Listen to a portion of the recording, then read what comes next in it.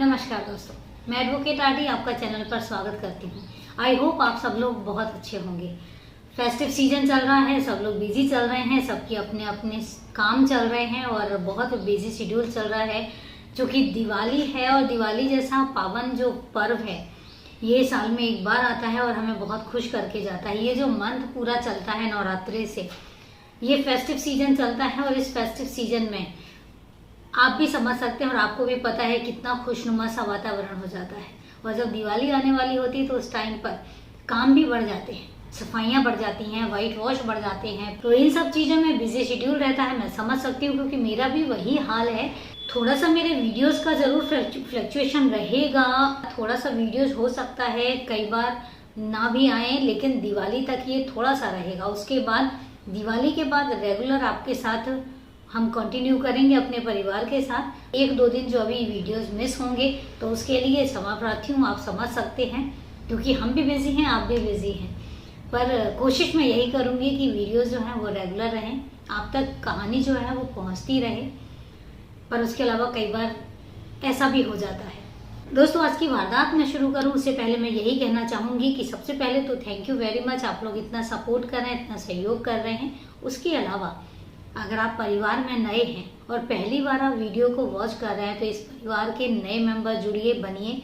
ज़्यादा से ज़्यादा चैनल को सब्सक्राइब कीजिए और बेल आइकन जरूर प्रेस कीजिए फर्दर नोटिफिकेशन के लिए। इसके अलावा आपकी कोई भी राय है बेझिझक आप कमेंट बॉक्स में जाके कमेंट करके मुझे ज़रूर बताएं, तो मैं इंतज़ार करूंगी आपके कमेंट्स का। तो ये तो रही हमारी बातें।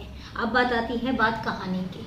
आज की जो कहानी है दोस्तों, मैंने बहुत बार ये चीज़, जब भी मैं इस तरह की कोई भी कहानी आपके सामने रखती हूँ तो मैं बहुत बार यही चीज़ बोलती हूँ कि अभी तक की लाइफ में मैंने जितनी भी वारदातें पढ़ी हैं, जितनी भी कहानियाँ पढ़ी हैं, ट्रू क्राइम स्टोरीज मैंने पढ़ी हैं, उनमें एक चीज़ तो मैं ज़रूर कहूँगी कि कोई भी ऐसा रिश्ता नहीं है जिस रिश्ते ने किसी दूसरे रिश्ते को दागदार ना किया हो। जो रिश्ता दागदार ना हुआ, हर रिश्ते ने हर रिश्ते को दागदार किया है। समझ नहीं आता। और सबसे ज़्यादा मैं एक बात ज़रूर कहूँगी, जब भी कोई क्राइम होता है दूर वाले का हाथ बहुत कम होता है, एक अनजान व्यक्ति का हाथ बहुत कम होता है। सबसे ज़्यादा अगर परसेंटेज देखी जाए तो आपके अपनों में से ही कोई अपना निकलता है। आज की जो ये वारदात है, ये वारदात है यूपी के गोंडा शहर की। यूपी में गोंडा शहर है। गोंडा शहर में एक रईस नाम का लड़का रहता है अपने परिवार के साथ। होनहार लड़का है, सिंपल फैमिली है। बड़ा होता है तो 2012 में परिवार वाले उसकी शादी कर देते हैं शाहिदा के साथ। और उन दोनों की जो फैमिली है, रईस और शाहिदा, वो दोनों आराम से अपनी लाइफ को बिताने लग जाते हैं। थोड़ा सा और टाइम जाता है तो उनके घर में एक खुशियाँ आती हैं। शाहिदा जो है एक बेटी को जन्म देती है और पूरा परिवार जो है वो बेटी के आने में, छोटी सी बच्ची के आने की खुशी में खुशनुमा माहौल बना देते हैं। इसके बाद जैसे ही जो बच्ची है, जब वो 4 साल की होती है तो शाहिदा एक बेटे को जन्म देती है। अब उनके परिवार जो होता है वो कंप्लीट हो जाता है, रईस, शाहिदा और 2 बच्चे। अब जैसे जैसे बच्चे बड़े होते हैं तो रईस को ऐसा लगता है कि शायद गोंडा शहर में, चूँकि एक ऐसा एरिया है जहाँ पे ज़्यादा इंडस्ट्रीज़ नहीं है, ज़्यादा सोर्स ऑफ इनकम नहीं है, नौकरी के ऑप्शंस ज़्यादा नहीं है, तो उसको लगता है कि नहीं, अब बड़े शहर की तरफ मूव किया जाए और पैसे ज़्यादा कमाए जाएं, क्योंकि अब बच्चे बड़े हो रहे हैं, बच्चों के खर्चे हैं, बीवी के खर्चे हैं, बच्चों की स्कूलिंग है, बच्चों की अच्छी परवरिश है। सारी चीज़ों को सोचते हुए रईस को एक ऑप्शन मिलता है बॉम्बे का और वो मुंबई की तरफ मूव कर जाता है। मुंबई जाता है, कोई रिलेटिव होते हैं वो मुंबई बुलाते हैं उसको। और मुंबई में दहीसर एक इलाका है, दहीसर में एक कपड़े की दुकान में, बहुत बड़ी दुकान होती है, उसमें उसको नौकरी मिल जाती है और वो नौकरी करने लग जाता है। पहले वो किसी के साथ शेयरिंग में रहता है, कुछ टाइम तक बाहर खाना खाना या टिफ़िन लगा लेना और शेयरिंग में रूम ले लेना रहता है। पैसे कमाता है, पैसे अपनी बीवी को भेजता है गोंडा में भी और अपने लिए भी बचा के रखता है। धीरे धीरे उसकी जो पैसे हैं वो सेविंग करने लग जाता है और इसके बाद थोड़े टाइम के बाद वो वहीं पर ही किराए में अपना इंडिविजुअल कमरा ले लेता है। अब जब कमरा लेता है तो फिर उसको एक चीज़ सताने लग जाती है कि मैं बाहर पैसे खर्च कर रहा हूँ, बाहर टिफ़िन लगाता हूँ, और चूँकि बाहर का खाना और घर के खाने में बहुत फ़र्क होता है, तो वो अपने घर वालों से बात करता है और घर वालों की रजामंदी के साथ अपनी बीवी को, शाहिदा को और बच्चों को मुंबई बुला लेता है। अब शाहिदा और दोनों बच्चे मुंबई आ जाते हैं। मुंबई में अच्छे से रहने लग जाते हैं। रईस जो है अपनी बेटी का एडमिशन स्कूल में करवा देता है। बच्ची छोटी थी, 6 साल की ही थी, और एडमिशन के बाद बच्चों का अपना रूटीन जो है वो ठीक ठाक चलने लग जाता है। उनकी ज़िंदगी जो है वो अच्छी खासी चल रही थी। लेकिन इसके बाद चूंकि रईस जो है वो मुंबई आने के बाद भी उसको एक चीज़ पता होती है, उसके पेरेंट्स हैं, उसके भाई वगैरह हैं, तो इसलिए वो डेली अपने घर वालों से बात जरूर करता था और उनकी उसी हिसाब से मदद भी करता था। जब उनको पैसों की ज़रूरत होती तो पैसे भी भेजता और उनकी जो संभव मदद हो सकती थी वो मदद जरूर करता। डेली बात भी होती थी। लेकिन इसके बाद चूंकि ये लोग मुंबई में रह रहे थे, अब डेट चेंज होती है। अब बात आती है 22 मई 2021 की। 22 मई 2021 को जो रईस है, रईस का भाई रईस के नंबर पे फ़ोन लगाता है। फ़ोन शाहिदा उठाती है। वो शाहिदा से कहता है कि कल मेरी रईस से बात नहीं हुई है और रईस है कहाँ, मेरी बात कराना। तो वो कहती मैं भी परेशान हूँ क्योंकि कल से वो घर से गए हुए हैं और उसके बाद उनका कुछ भी पता नहीं है, फ़ोन वो घर पे छोड़ के गए हैं। अब इस बात को लेके उसका भाई भी परेशान होता है कि आज तक का रिकॉर्ड है कि रईस कभी ऐसे रहा नहीं है, ऐसे कभी गया नहीं, पर कहाँ जा सकता है। वो कहती मैं भी ढूंढ रही हूँ लेकिन रईस का कुछ भी पता नहीं चल रहा है। एक दिन और गुजर जाता है। एक दिन गुजरने के बाद में उसका भाई जो है रईस का फिर फ़ोन करता है। शाहिदा फिर फ़ोन उठाती है। वो पूछता है कि कुछ पता लगा। वो कहती कुछ भी पता नहीं लगा, बच्चे भी यहाँ परेशान हैं, मैं भी बहुत परेशान हूँ, अकेले मैं सर्वाइव कैसे करूँ और क्या करूँ क्या नहीं करूँ मुझे समझ नहीं आ रहा।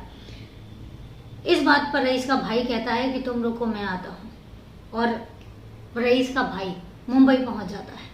मुंबई पहुँचने के बाद शाहिदा और रईस का भाई दोनों जाके पुलिस में कंप्लेन देते हैं और वो पूरी कंप्लेन नोट करवाते हैं। पुलिस वाले कहते हैं कि कोई बात नहीं, तुम जाओ, हम ढूंढने की कोशिश करते हैं। क्योंकि होता क्या है, जब बात मिसिंग की होती है और जब कोई एडल्ट होता है और एडल्ट मिसिंग होता है तो कहीं ना कहीं पुलिस वालों का जो रवैया होता है वो हमेशा एक लीनियंसी वाला होता है कि यार होश आवाज में गया है, कहीं चला गया होगा, अपनी मर्जी से चला गया होगा, अपने आप वापस आ जाएगा। सेम रवैया यहाँ भी पुलिस वालों का रहता है। ढूंढ लेंगे, वो वाली कहानी होती है कि चलो ढूंढ लेंगे, मिल जाएगा, कहाँ गया होगा, या फिर अपनी मर्जी से गया होगा। हो सकता है कई बार हस्बैंड वाइफ के बीच में कोई रिश्ते सही ना हो इसलिए चला गया हो। तो इसलिए पुलिस जो है वो लीनियंटली आंसर भी करती है और लीनियंट भी लेती है इस केस को। इसके बाद वो लोग वापस आ जाते हैं। कई बार रईस का जो भाई है वो पुलिस स्टेशन जाता है, पूछता भी है कि कुछ पता लगा, तो वो कहते हैं नहीं अभी कुछ पता नहीं लगा, जैसे कुछ पता लगेगा हम आपको बता देंगे। दिन गुजरते चले जाते हैं। यहाँ समझ नहीं आ रहा रईस के भाई को कि मेरा भाई आखिर जा कहाँ सकता है, क्योंकि डेली बात करने वाला इंसान और डेली अपने घर वालों का ध्यान रखने वाला, और बातों से भी कभी रईस के भाई को या उनके माता पिता को कभी ऐसा लगा ही नहीं कि रईस किसी टेंशन में है या उसको कोई परेशानी है, तो उनको समझ नहीं आता। कुछ दिन गुजरते हैं और उसके बाद एक दिन शाहिदा जो है वो किसी काम से घर से बाहर गई होती है। रईस की जो बच्ची है बड़ी, वो घर पे होती है और रईस का जो भाई है वो भी घर पे होता है। रईस की जो बच्ची है वो अपने चाचा के पास आती है। चूंकि बच्ची जो है वो अपने चाचा के साथ में, दादा दादी के साथ में भी क्लोज थी, क्योंकि उसकी डेली अपने दादा दादी के साथ, चाचा के साथ बात होती थी, तो वो अपने चाचा के साथ भी बहुत क्लोज थी। क्योंकि उसका जो चाचा था वो भी बच्चों का दोनों का बहुत ध्यान रखता था। तो वो अपने चाचा के पास आती है और ये कहती है कि चाचा आप परेशान क्यों हो। तो वो कहते हैं कि बेटा पापा का पता नहीं चल रहा है, पापा नहीं आए हैं वापस। तो वो कहती है कि पापा को मम्मी ने मार दिया है। अब इतनी बात वो सुनता है तो वो भी हैरान रह जाता है कि 6 साल की बच्ची क्या बात कर रही है। तो वो फिर उससे पूछता है और डिटेल में, तो वो बच्ची बताती है कि मुझे और कुछ नहीं पता, लेकिन एक और अंकल हैं जो बगल वाले पड़ोस में रहते हैं, उन्होंने और मम्मी ने पापा को मार दिया है और आप पापा जो हैं वो कभी वापस नहीं आएंगे। और मम्मी ने मुझे भी धमकी दी थी कि अगर मैंने किसी को बताया तो वो मुझे और भाई को भी जान से मार देगी। जो रईस का भाई है उसको कुछ समझ नहीं आता, लेकिन वो अपनी भतीजी को लेता है गोदी में और सीधा पुलिस स्टेशन जाता है। पुलिस स्टेशन जाता है और पुलिस वालों से कहता है कि सर ये बच्ची जो है, मेरी भतीजी जो है वो कुछ बता रही है। अब पुलिस वाले इस बच्ची को कॉन्फिडेंस में लेते हैं, उसको थोड़ा सा नॉर्मल करते हैं, फिर पूछते हैं कि बेटा कहाँ है पापा। तो कहती, फिर वो बताती है कि पापा को मम्मी ने और एक अंकल ने मिलके मार दिया है, उनका गला दबा दिया है, मैंने उनका गला दबाते देखा है। अब जब ये चीज़ आती है तो पुलिस वालों के होश खड़े होते हैं। अब पहले तो गुमशुदगी वाली बात थी, लेकिन अब यहाँ तो बात कत्ल की आ जाती है। तो जब बात कत्ल की आती है तो पुलिस को समझ में आता है कि यार नहीं, मैटर तो बहुत सीरियस है। क्योंकि बच्ची ने ये बात बोली थी तो पुलिस उसको पुख्ता भी करना चाह रही थी, इसलिए वो साइलेंटली रईस के भाई को बोलते हैं कि तुम साइलेंटली रहो, ऐसे रिएक्ट करो कि तुम्हें कुछ भी पता नहीं है, और बच्ची को कोशिश करो अपने आसपास रखो ताकि वो शाहिदा को कुछ बताने ना पाए। और यहाँ पर पुलिस अपनी इन्वेस्टिगेशन अब शुरू करती है, शाहिदा का नंबर निकलवाती है। जब शाहिदा का नंबर निकलवाती है तो उसमें से एक नंबर था जो बहुत ही फ्रिक्वेंटली जिस पे बात हो रही थी, हर दिन बात होती है, लंबी लंबी बात होती है। और जब उस नंबर की डिटेल निकाली जाती है तो पता चलता है कि वो नंबर जो है वो अमित नाम से दिखा रहा है। अब पुलिस जो है वो साइलेंटली इन्वेस्टिगेशन करती है तो पता लगता है कि अमित नाम का जो लड़का है वो उनके ही पड़ोस में रहता है। जब ये बात पुख्ता हो जाती है तो अब पुलिस को कहीं ना कहीं ये कंफर्म होने लग जाता है कि उसके गायब होने में शाहिदा और अमित का ही हाथ है। अब पुलिस शाहिदा को और अमित को पूछताछ के लिए बुलाती है। जब पुलिस स्टेशन लेकर आते हैं और पूछताछ की जाती है तो पहले तो शाहिदा जो है वो आनाकानी करती है और वो कहती है कि बच्चा है, बच्चा तो कुछ भी बोल सकता है। लेकिन पुलिस जब सख्ती से बात करती है तो फिर शाहिदा जुर्म कबूल कर लेती है और वो कहती है कि हाँ, मैंने ही रईस को मारा है। अब पुलिस पूछती है कि रईस है कहाँ, अगर तुमने मारा है तो फिर कहाँ पर दफनाया, उसको कहाँ पर लाश ठिकाने लगाई है। तो इस बात पे शाहिदा चुप रहती है, अमित भी चुप रहता है और दोनों कुछ भी नहीं बताते। अब चूंकि उसने जुर्म तो कबूल कर लिया है, लेकिन जुर्म तब तक आप कोर्ट में पेश नहीं कर सकते, कोर्ट में आप चार्जशीट दाखिल नहीं कर सकते जब तक आपको सबूत नहीं मिल जाते। खाली उसके बोलने पर वो तो कल के दिन कोर्ट में जाके मुकर भी सकती है कि पुलिस ने मुझे फोर्स किया तो मैंने जुर्म कबूल कर लिया। तो इसलिए सबूत भी चाहिए, उसकी लाश भी चाहिए कि लाश उन्होंने ठिकाने कहाँ लगाई है। अब पुलिस शाहिदा के घर की तलाशी लेने का डिसाइड करती है। घर पे जाती है, घर पे सब जगह छानबीन करती है, लेकिन कुछ भी अजीब नहीं लगता, कुछ भी पता नहीं चलता। अब पुलिस को समझ नहीं आता, शाहिदा से पूछते हैं तो शाहिदा खामोश। बड़ी शक्ति से पूछा जाता है लेकिन उसके बावजूद भी ना शाहिदा कुछ बोलती है ना अमित कुछ बोलता है। पुलिस वहां से आने लग जाती है तो एकदम से उनकी नज़र जो है वो किचन में पड़ती है। थोड़ा सा अटपटा लगता है, क्योंकि होता क्या है, नॉर्मली जब घर में आप फ्लोरिंग करवाते हैं, फर्श वगैरह डलवाते हैं तो एक परफेक्शन के साथ डलता है, लेकिन किचन की कुछ टाइल्स ऐसी थी जो बड़े ही अजीब ढंग से लगी हुई थी। ऐसे लग रहा था कि किसी ने जल्दबाजी में लगाई है और एक ऐसे इंसान ने लगाई है जिसको ये काम आता ही नहीं है। तो वो एक परफेक्शन जो थी वो परफेक्शन नहीं थी। तो जब पुलिस ये चीज़ देखी तो बड़ा अजीब लगता है उनको। और 6 टाइल्स जो थी वो बड़ी अजीब सी लगी हुई थी। तो उसके बाद पुलिस को थोड़ा सा कहीं ना कहीं डाउट होता है और पुलिस खोदने वाले मजदूरों को बुलाती है। मजदूरों से वहाँ की टाइल्स हटवा के खुदवाया जाता है। जब खुदाई की जाती है तो लगभग 3 फीट खुदाई की जाती है। ये शाम को 4 बजे से खुदाई शुरू होती है और सुबह 3 बजे तक ये खुदाई चलती है। और जैसे जैसे मिट्टी निकलती जाती है, लगभग जब 3 बजे तक खुदाई होती है तो उसके बाद एक हाथ नज़र आता है। जब हाथ नज़र आता है तो अब इसके बाद खुदाई जो है बड़ी सॉफ्टली की जाती है, धीरे धीरे से की जाती है, ताकि अब उनको ये चीज़ समझ में आ जाती है कि यहाँ पे कुछ है। जब निकाला जाता है तो पहले एक पीस निकलता है, थोड़ा और खुदाई की जाती है तो दूसरा पार्ट मिलता है, तीसरा पार्ट मिलता है और उसके बाद चौथा पार्ट मिलता है और 4 पार्ट में वो पूरी लाश कंप्लीट हो जाती है। अब उस लाश को पुलिस जो है अपने कब्जे में लेती है और कब्जे में लेने के बाद डीएनए के लिए और पोस्टमार्टम के लिए भेज देती है। अब यहाँ पे दोनों को चूंकि गिरफ्तार तो कर चुकी थी, अब पुलिस ये जानना चाहती है कि आखिर ये कत्ल हुआ क्यों और कैसे हुआ। तो अब पुलिस जो है वो शाहिदा से अच्छे से डिटेल में पूछती है तो शाहिदा पूरी कहानी बताती है। शाहिदा कहती है कि जब तक हम गोंडा में थे तब तक हमारे बीच में सब कुछ ठीक ठाक था, कुछ भी नहीं था। उसके बाद रईस डिसाइड करता है कि हम फैमिली यहाँ पे मूव कर लेते हैं, बच्चों की पढ़ाई है, बच्चों की परवरिश है, एक अच्छा माहौल मिलेगा, अच्छा कल्चर मिलेगा, अच्छी स्कूलिंग मिलेगी बच्चों को। तो इसके बाद मुझे और मेरे दोनों बच्चों को वो मुंबई बुला लेता है और हम लोग मुंबई आ जाते हैं। मुंबई आने के बाद सब कुछ ठीक ठाक चल रहा था, लेकिन क्योंकि रईस जो था, रईस सुबह निकल जाता था 10 बजे के समथिंग, और इसके बाद वो रात में देर रात लौटता था 9-10 बजे। तो उसका पूरा 12 घंटे जो है वो घर के बाहर रहता था। इस दौरान मुझे बहुत सारी चीज़ों की ज़रूरत पड़ती थी, बहुत सामान की ज़रूरत पड़ती थी। तो हमारे पड़ोस में रहने वाला एक अमित, उसने मेरी बहुत हेल्प की। वो धीरे धीरे जान पहचान बढ़ी, और कई बार ऐसा होता था कि अगर कोई सामान लेके आना है तो वो सामान भी लेके आता था। तो एक बहुत बड़ी मदद है जो अमित से मुझे मिलती थी। कई बार वो घर पे भी आ जाता था, बच्चों के साथ भी खेलता था। लेकिन धीरे धीरे पता ही नहीं चला कि अमित का जो एक अच्छा बिहेवियर है, जो अच्छा बर्ताव है, एक हेल्पिंग नेचर है, वो कब मुझे अच्छा लगने लग गया और कब मुझे अमित से प्यार हो गया।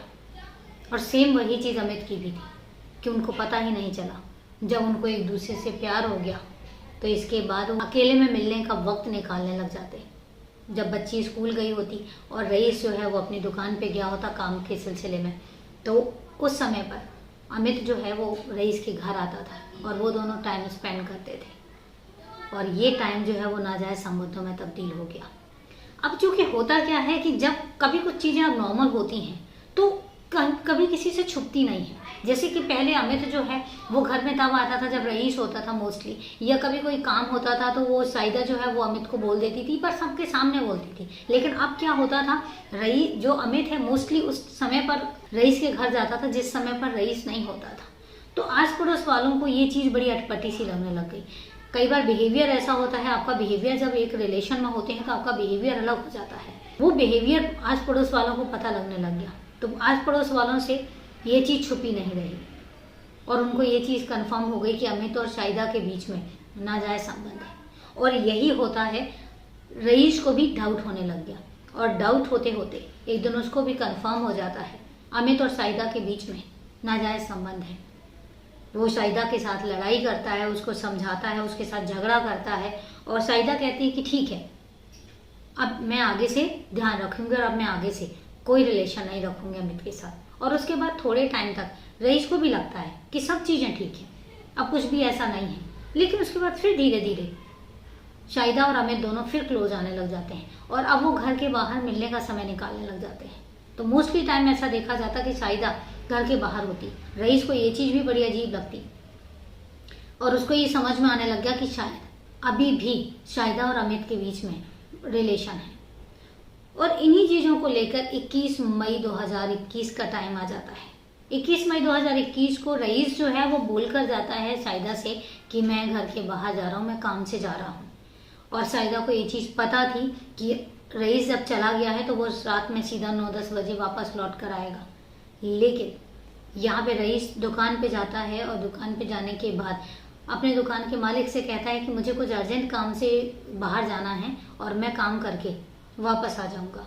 और वो घर वापस आता है। जब घर वापस आता है तो चूंकि शाहिदा और अमित को पता ही नहीं था कि रईस इतनी जल्दी वापस आ जाएगा। वो दोनों एक ऐसी हालत में होते हैं जिस हालत में एक हस्बैंड कभी भी अपनी वाइफ को देख ही नहीं सकता। रईस जब घर आता है तो अपनी वाइफ को उस कंडीशन में देखता है, और उसके बाद वो आग बबूला होता है।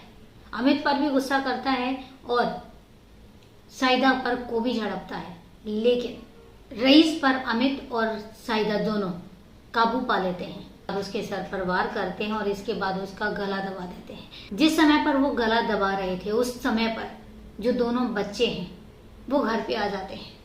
और वो बच्ची जो है, छोटा बेटा तो बहुत छोटा था इसलिए उसको कुछ भी पता नहीं चला, लेकिन जो बच्ची है वो 6 साल की बच्ची थी, उसको बहुत सारी चीज़ें समझ में आती थी। उसने रईस का गला दबाते हुए देख लिया।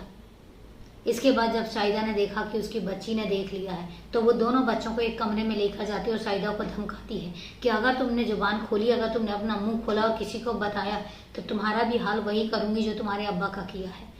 तुम्हें भी दोनों को अब्बा के पास ही पहुंचा दूंगी, तुम दोनों को भी मार दूंगी। इस बात पर दोनों बच्चे जो हैं वो सहम जाते हैं और उनको दोनों को कमरे में बंद कर देती है। इसके बाद शाहिदा और अमित मिलकर, अब चूंकि लाश को ठिकाने लगाना है तो दोनों मिलकर उसके बॉडी के पीसेस करते हैं और 4 भागों में बॉडी को डिवाइड करते हैं।